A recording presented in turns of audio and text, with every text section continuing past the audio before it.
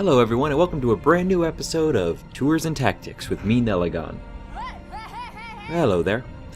Today we are going to be taking a bit of a detour in our travels. We're going to the Green World Borderlands, specifically Titanpaw, the Godsword, and Spiritholm. They are the northern areas of the various battlegrounds, and as you can see here we've got Titanpaw with its supply camp right there, and its Cradle of Power, which I will get to in a moment.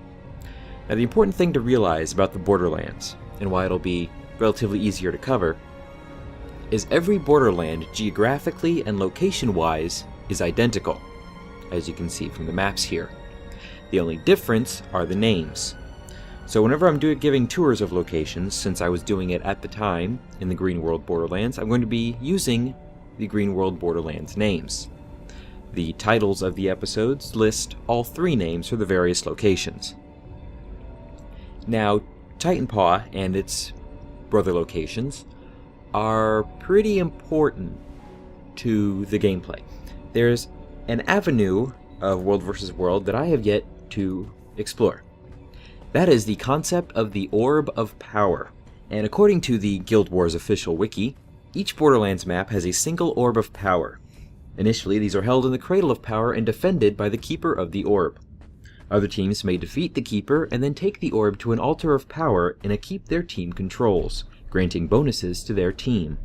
Once an Orb is removed, players only have a few minutes to place it at an altar before it will be returned to the Cradle of Power. Each Orb of Power grants the owning world a 5% boost to maximum HP. So it's kind of like a permanent capture the flag. And as you saw, the Cradle of Power is where Titanpaw, Godsword, and Spiritholm are. Just to the south of those locations, we have this cute little supply camp, which sends supplies to the lower areas. This is one of those things that I believe is in place to extend combat, so it's not just focused around the keeps. Now, this is one of those areas of the game that I don't have much experience in. Again, because it was the beta weekend event, World vs. World populations were kinda screwy. So we weren't able to organize anything large, or at least while I was online, we weren't able to organize anything large here. Now, something else I wanted to address in this episode as well. As you can see, I'm running around on my warrior Bolt McRagechar. She is currently equipped with a longbow, I believe.